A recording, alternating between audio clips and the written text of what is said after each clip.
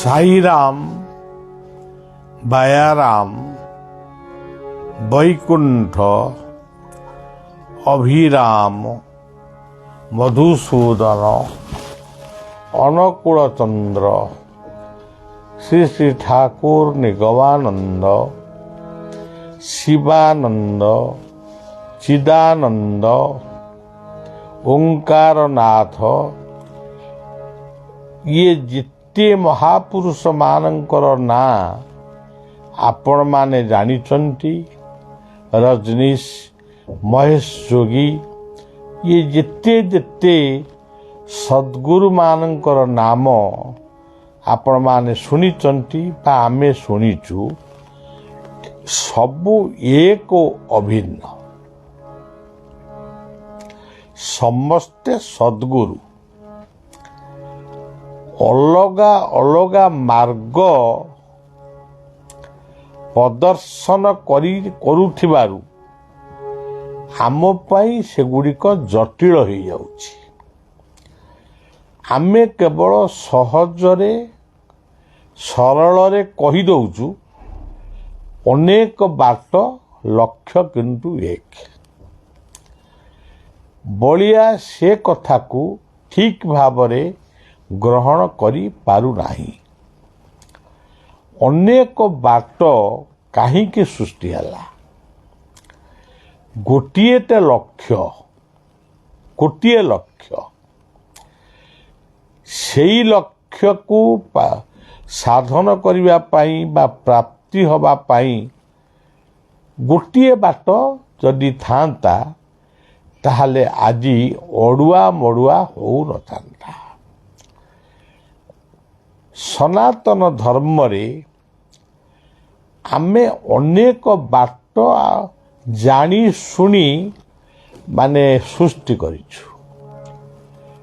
किए कहूची निराकार, किए कहूची साकार, किए कहूची भजन, किए कहूची कीर्तन, किए कहूची धून, किए कहूची आसन, किए कहूची प्राणायाम, किए कौन कहूची ता द्वारा होउची कौन।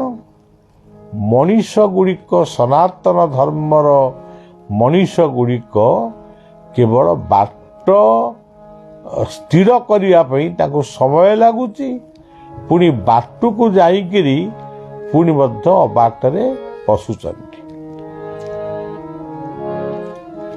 प्रकृतरे जदि आपण माने भाविबे, हाँ गोटाए एमिटी उदाहरण दिया जाउची, आमे कटक जीवु कि दिल्ली जीवु, विभिन्न आड़ू आसबु दिल्ली रे पहुंचू, एमती गोटे कहीकि लोकन को भूलेई दिया होउची। आपण माने गोटे ज्वलंत उदाहरण देखंतु। ଆମେ ଆମ ଧର୍ମର କଥାଟାକୁ ନିଶ୍ଚିତ ଭାବରେ ଉଚ୍ଚରେ ରଖିବା ଉଚିତ। କିନ୍ତୁ ଆମେ ଜାଣିଛୁ ଇସଲାମିକ ଧର୍ମରେ ଯଦିଓ ଗୋଟିଏ ଦୁଇଟି ଦଳ ବି ସେମାନଙ୍କର ଅଛି, ଲମ୍ବା ଟୋପି ଗୋଲ ଟୋପି, କିନ୍ତୁ ଗୋଟିଏ ଉପାସନାର କ୍ଷେତ୍ର ହେଉଛି ମସଜିଦ୍, ଗୋଟିଏ ତୀର୍ଥ ହେଉଛି ମକା ମଦିନା ଏବଂ ଗୋଟିଏ ନାଁ ହେଉଛି ଆଲ୍ଲାହ ଆକବର ଆଲ୍ଲାହ। ସେଇଭଳି ଯଦିଓ ଖ୍ରୀଷ୍ଟିଆନ ମାନଙ୍କ ଭିତରେ ଅନେକ ମାର୍ଗ ରହିଛି, କିଏ ଧର୍ମାନ୍ତୀକରଣକୁ ପସନ୍ଦ କରେ, କିଏ ଧର୍ମାନ୍ତୀକରଣକୁ ପସନ୍ଦ କରେ ନାହିଁ, ବାଟ ଅନେକ ଏ ଗ୍ରୁପ ଅଲଗା, କିନ୍ତୁ ସମସ୍ତଙ୍କ ପାଟିରେ ଗୋଟିଏ ନାମ, ଉପାସନାର କ୍ଷେତ୍ର ହେଉଛି ଚର୍ଚ୍ଚ। ସେମିତି ବୁଦ୍ଧିଷ୍ଟ ମାନଙ୍କର ଦେଖନ୍ତୁ ବିଭିନ୍ନ ଦେଶରେ ବିଭିନ୍ନ ବୁଦ୍ଧିଷ୍ଟ ମାନେ ଅଛନ୍ତି। ସେ ଜଣକୁ ହିଁ ଜାଣିଛନ୍ତି ଭଗବାନ ବୁଦ୍ଧ, ମହାବୀର ଜୈନ। ଆମ ସନାତନ ଧର୍ମରେ ଦେଖନ୍ତୁ ମହିମା ଅଲେଖ, ସେ ଗୋଟିଏ ଶବ୍ଦ ଗୋଟିଏ ତୀର୍ଥ ହେଉଛି ତାଙ୍କର ଜୋରନ୍ଦା। ତାହେଲେ ଆମମାନଙ୍କର ଏତେ ନାଁ, ଏତେ ମନ୍ଦିର, ଏଇଟା ଅମୁକ ମନ୍ଦିର ସମୁକ ମନ୍ଦିର, ହଁ ହୁଏତ ଆମର କଥା ଗଭୀର ହେଇପାରେ, ସବୁ କିଛି ହେଇପାରେ, କିନ୍ତୁ ବିଭିନ୍ନ ଭାବଧାରା ସୃଷ୍ଟି ହେବା ଦ୍ୱାରା କିଏ କହୁଛି ମା, କିଏ କହୁଛି ଜଗନ୍ନାଥ। ଏଇ ଦେଖନ୍ତୁ ଆମେ ପୁଟ୍ଟପତିରେ ସାଇରାମଙ୍କ ଆଶ୍ରମକୁ ଥରେ ଆସିଥିଲୁ, ଟିକେ ଭଲ କରି ଦେଖିନଥିଲୁ କେମିତି କ'ଣ ସେ ପରିସର। ସେଥିପାଇଁ ବାଙ୍ଗାଲୋର ଯିବା ରାସ୍ତାରେ ଆମେ ଚିନ୍ତା କଲୁ ଗୋଟିଏ ରାତି ଏଠି ରହିବୁ, ସକାଳୁ ଟିକେ ସବୁ ଦେଖିବୁ, ତାପରେ ବାଙ୍ଗାଲୋର ଯିବୁ। କେବଳ ଦେଖିବା ପାଇଁ ଆସିଛି। ସାଇରାମଙ୍କର ଅନେକ ଭଜନ ଆମେ ଶୁଣିଛୁ। ସେ ଗଣେଶଙ୍କ ବନ୍ଦନାରୁ ଆରମ୍ଭ କରନ୍ତି, କୃଷ୍ଣଙ୍କର ବନ୍ଦନା କରନ୍ତି, ରାମଙ୍କର ବନ୍ଦନା କରନ୍ତି, ବାଲାଜୀଙ୍କ ବନ୍ଦନା କରନ୍ତି। ଏତେ ବନ୍ଦନା ସେ କରୁଥିଲେ। ଯଦି ଗୋଟିଏ ବନ୍ଦନା କରିଥାନ୍ତେ ତାହେଲେ ଅସୁବିଧାଟା କ'ଣ ହେଇଥାନ୍ତା? ସିଏ ସନାତନ ଧର୍ମର ପରମ୍ପରାକୁ ସିଏ ସମ୍ମାନ ଜଣାଇ ସବୁ ଧର୍ମର ସବୁ ନାମ ଗାନ କରୁଥିଲେ।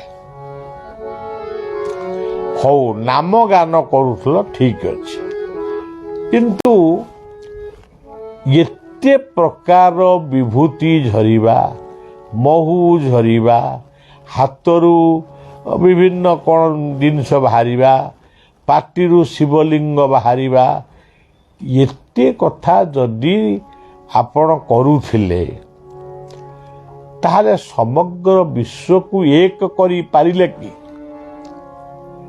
ଯେଉଁ ଆନ୍ଧ୍ରପ୍ରଦେଶରେ ଆପଣ ଜନ୍ମ ହେଇଥିଲେ, ଆଜି ମାନସରେ ସେଇ ଆତ୍ମା, ପବିତ୍ର ପରମାତ୍ମା ଆତ୍ମାଙ୍କୁ ପଚାରୁଛି ଯେ ଯଦି ଆପଣ ଯେଉଁ ଆନ୍ଧ୍ରପ୍ରଦେଶରେ ଜନ୍ମ ହୋଇଥିଲେ ସେଠି ଆପଣ ରାସ୍ତା କଡ଼ ଠାରୁ ଗାଁ ପର୍ଯ୍ୟନ୍ତ ଦେଖିବେ ଅନେକ ଚର୍ଚ୍ଚ ଗଢ଼ି ଉଠିଛି, ଅନେକ ଖ୍ରୀଷ୍ଟ ଧର୍ମ ଗ୍ରହଣ କରୁଛନ୍ତି। ଆପଣଙ୍କର ଏତେ ବିସ୍ମୃତି ଗଲା କୁଆଡ଼େ? ଅନେକ ଭକ୍ତ ସୁପ୍ତ ହେଇଗଲେଣି। ତାର କାରଣ କ'ଣ? ଯଦି ଏତେ ପରିଶ୍ରମ କରି ପାଟିରୁ ଶିବଲିଙ୍ଗ ବାହାରିଲା, ମହୁ ଝରିଲା, କିଏ କହିଲା ଫଟୋରୁ ମହୁ ଝରୁଛି, ମହୁ ଚାଷ କରି ମହୁ ଖାଆନ୍ତୁ, ଏସବୁ ଜିନିଷ କିଛି ଦରକାର ନାହିଁ। ମହୁମାଛି ଯେଉଁ ମହୁକୁ ସଂଗ୍ରହ କରେ ସେ ଫଟୁରୁ କେମିତି ବାହାରିବ, ହାତରୁ କେମିତି ବାହାରିବ?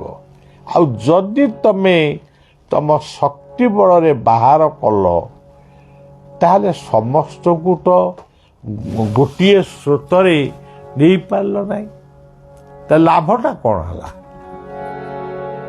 ତାମାନେ ତମେ ତମ ଲୀଳା ଖେଳା ସାରି ତମକୁ ଭଗବାନ ସାଇରାମ ଭକ୍ତମାନେ ସଜେଇଲେ, ତୁମେ ନାମ କୀର୍ତ୍ତନ କରି ଆନନ୍ଦରେ ଆନନ୍ଦରେ ଦୁନିଆରୁ ବିଦାୟ ଦେଲ।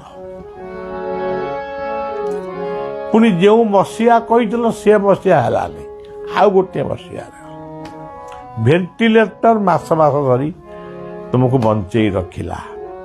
ତେବେ ଗୋଟିଏ କଥା ହେଇଛି, ଆପଣଙ୍କ ପାଖକୁ ଯେଉଁ ଅର୍ଥ ଆସିଛି ସେ ଅର୍ଥ ଗୁଡ଼ିକ ସଦୁପଯୋଗ ହେଇଛି, ୟୁନିଭର୍ସିଟି ହେଇଛି, ଡାକ୍ତରଖାନା ହେଇଛି, ଇଏ ସବୁ ସ୍ୱାଗତ ଯୋଗ୍ୟ।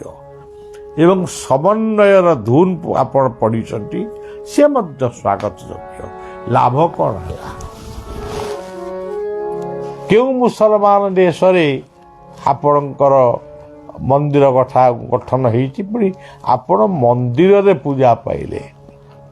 କହୁ କହୁ କହିଲେ ମୁଁ ଶିରିଡ଼ି ସାଇଙ୍କର ଅବତାର। ଆହୁରି ବି କହିଲେ ମୋର ପରଜନ୍ମ ପ୍ରେମ ସାଇ। ଏତେ କଥା ଯିଏ କହିପାରିଲେ, ଏତେ କାମ ଯିଏ କରିପାରିଲେ, ୟୁନିଭର୍ସିଟି, ହାର୍ଟ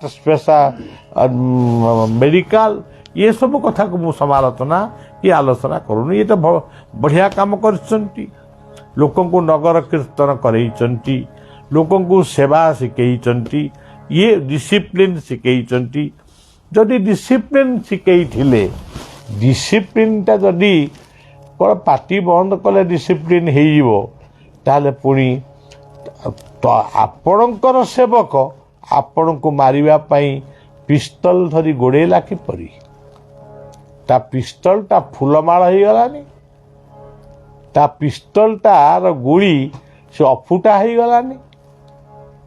ଆପଣ ବି ଏ ଘରୁ ସେ ଘରକୁ ଦୌଡ଼ିଲେ, ତାହେଲେ କ'ଣ ଲାଭ ହେଲା? ସେଇଭଳି ଭାବରେ ଇଏ ଭାରତ ବର୍ଷକୁ ଯେଉଁ ମହାପୁରୁଷମାନେ ଆସିଛନ୍ତି, ସମସ୍ତେ ଗୋଟିଏ ଗୋଟିଏ ଗ୍ରୁପ ସୃଷ୍ଟି କରିକିରି ଗଲେ। କେହି କିନ୍ତୁ ସମସ୍ତଙ୍କ ମନକୁ ଜିଣି ପାରିଲେ ନାହିଁ। ନାମ କଲେ, ମାର୍ଗ ଦେଲେ, ଭଜନ କଲେ, ଯୋଗ ଶିଖେଇଲେ, ସବୁ କଥା କଲେ। ବିଭିନ୍ନ ଦେଶରେ ଆଜି ରବିଶଙ୍କର ବିଭିନ୍ନ ଦେଶରେ ସୁଦର୍ଶନ କ୍ରିୟା ଶିକ୍ଷା ଦେଉଛନ୍ତି। ତାର ଅର୍ଥ ନୁହେଁ ଯେ ସମଗ୍ର ବିଶ୍ୱ ଏକ ହେଇଗଲା, ହେଇନାହିଁ କି ହବାର ନାହିଁ। ରାମ ଆସିଲେ, ରାମଙ୍କୁ ଆମେ ଅନେକ ମାନିଲୁ। କୃଷ୍ଣ ଆସିଲେ, ଆମେ କୃଷ୍ଣକୁ ଅନେକ ମାନିଲୁ। ଶିରିଡ଼ି ସାଇ ଆଇଲେ, ଆମେ ଶିରିଡ଼ି ସାଇ ମାନିଲୁ, ଆମେ ସତ୍ୟ ସାଇକି ମାନିଲୁ। କିନ୍ତୁ କୌଣସି ମୁସଲମାନ ଖ୍ରୀଷ୍ଟିଆନ କାହାରିକି ମାନନ୍ତି ନାହିଁ। ଆଚ୍ଛା, ଆପଣ ଦେଖନ୍ତୁ, ଏତିକି କଥା କେବଳ ଆମେ କହିପାରୁ, ଇସ୍କନ ସେ କିଛି ଖ୍ରୀଷ୍ଟିଆନ ଲୋକଙ୍କୁ କୃଷ୍ଣ ଚେତନା ଉପରେ ତାକୁ ଅନୁପ୍ରାଣିତ କରିଛି, ତାହା ମଧ୍ୟ ସ୍ୱାଗତ ଯୋଗ୍ୟ। କେବଳ କୃଷ୍ଣ, ଆଉ କିଛି ନାହିଁ। ତେଣୁ ସଜ୍ଜନ, God is one, universe is one. Oneness. One less, not one less. Oneness. Our aim, our motto, our ambition. Oneness. God is one. Truth, peace, kind, and discipline. It is path of religion. Way of religion एतिकी मात्र सत्य।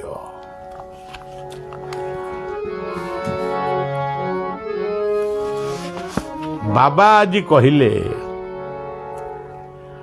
जहाँ काम तहाँ नहीं, तहाँ नहीं राम, जहाँ राम तहाँ नहीं काम। आउ गोटे कथा कहले आजिकाली जाति नहीं कि पति नहीं,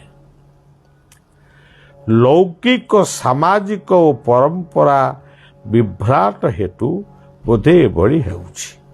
सन्देह प्रकाश करछन्ति।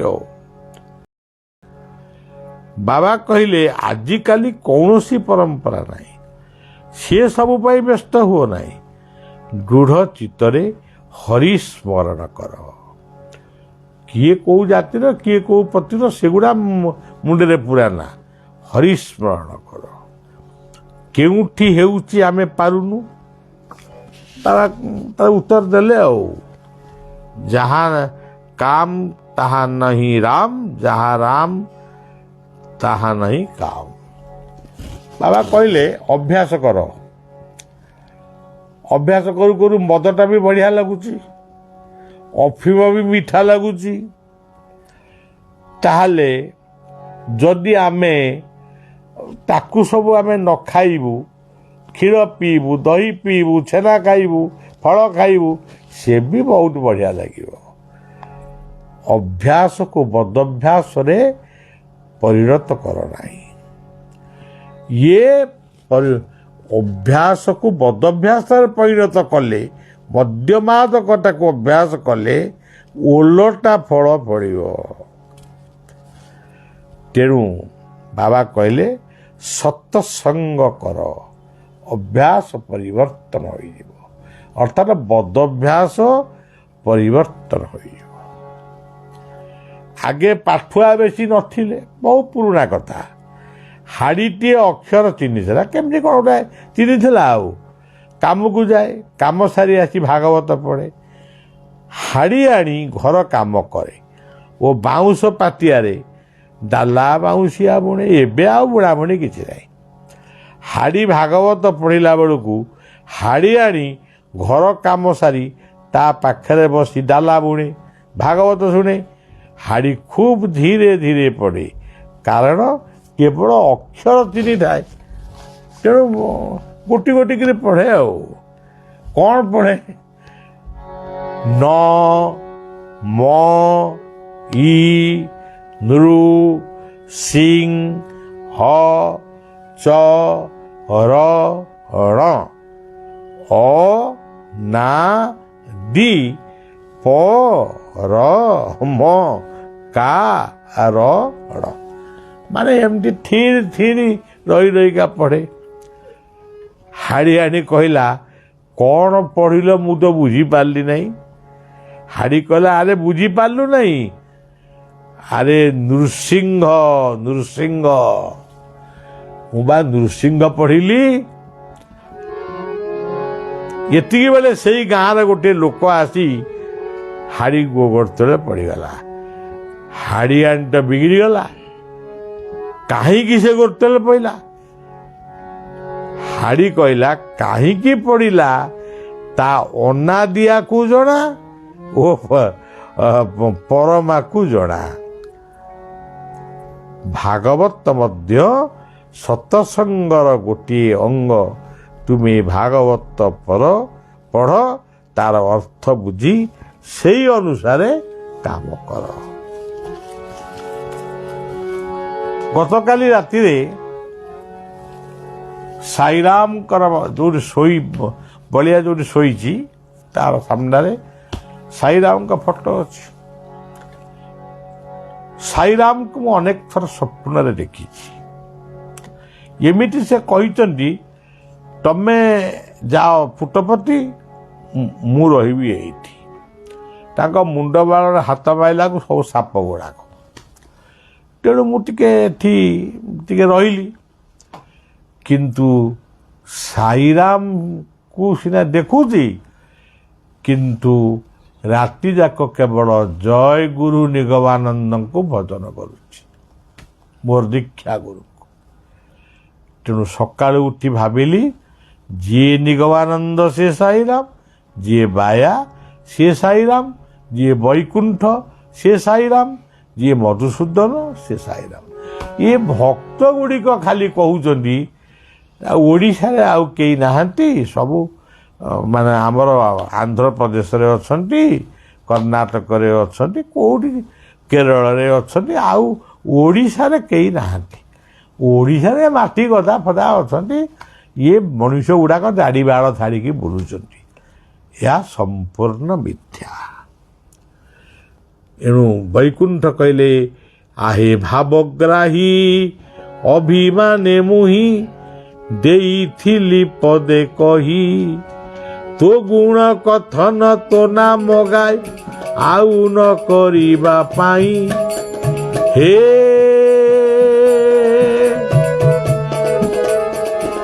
ଭାବଗ୍ରାହୀ ହେ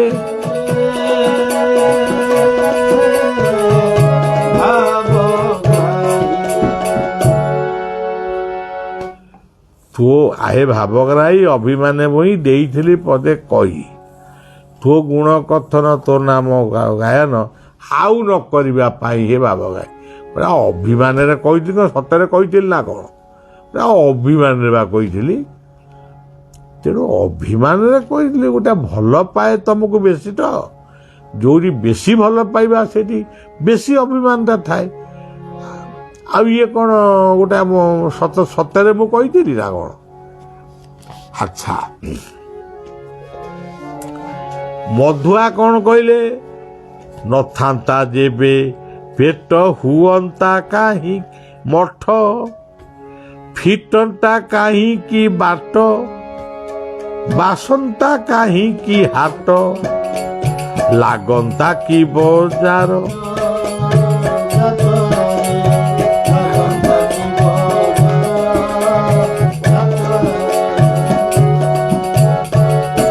ଯଦି ପେଟ ନଥାନ୍ତା ନାଟ କେମିତି ଲାଗନ୍ତା? ଯଦି ହାଟ ନଥାନ୍ତା ନାଟ ଲାଗନ୍ତାନି କି ହାଟ ବି ଲାଗନ୍ତାନି। ତେଣୁ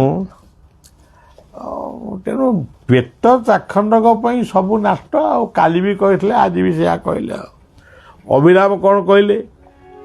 ତାହାଙ୍କର ଯଶ କିରତି ଶ୍ରବଣେ ଶୁଣୁ, ପ୍ରଭୁଙ୍କୁ ଦର୍ଶନ କରିବା ପାଇଁ ନୟନ ରହୁ। ତାହାଙ୍କର ଯଶ କିରତି ଶ୍ରବଣେ ଶୁଣୁଥାଉ, ପ୍ରଭୁଙ୍କୁ ଦର୍ଶନ କରିବା ପାଇଁ ନୟନ ରହୁ। ତେଣୁ ପ୍ରଭୁଙ୍କୁ ଦର୍ଶନ କରିବା ପାଇଁ ନୟନ ରହିବ। କେମିତି ରହିବ? ଏମିତି ରହିବ, ଭୁଲ୍ଲତା ଦ୍ୱୟର ମଧ୍ୟରେ ବିନ୍ଦୁ ରୂପ ବିରାଜିତମ୍, ଏଇଭଳି ରହିବ। ଆଉ କେମିତି ରହିବ? ଆଖି ବୁଜି ନାସାଗ୍ରକୁ ରହିବ। ଆଉ କେମିତି ରହିବ? ଆଖି ବୁଜି ହୃଦୟକୁ ଧ୍ୟାନ କରିବ। ଏତିକି ହେଲେ ଯଥେଷ୍ଟ।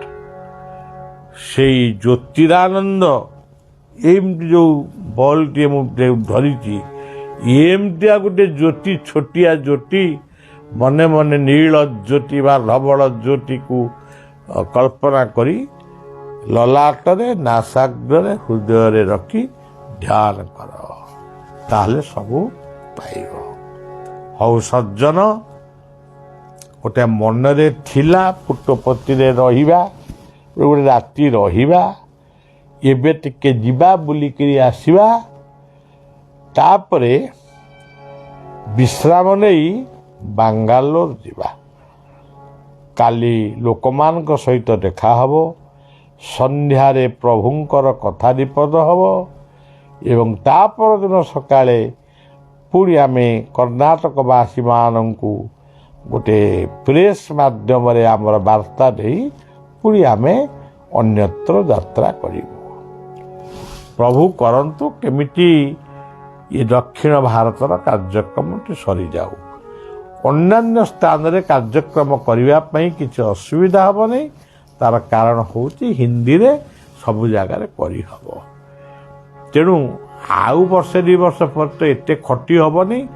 एई वर्षे 2 वर्ष मु भाबुची आमे काश्मीर ठारू कन्याकुमारी पर्यंत कथा कहिबा पिलामानंकु विभिन्न देश को पठेई ये आम कथार प्रचार करेबा आम कथा बोले सनातन धर्मर कथा भारत वर्षर कथा पुणी थरे साईराम बायाराम ठाकुर निगमानंद को प्रणाम जणई ये विश्व देश राज्यर मंगल कामना करी जेते दंडवत कले भी दंडवत अपूर्ण रहिबो जेते तांको भाबिले भी भावना भी अपूर्ण रहिबो शेषरे प्रणाम जणई समस्तंकर मंगल कामना करी रहुची।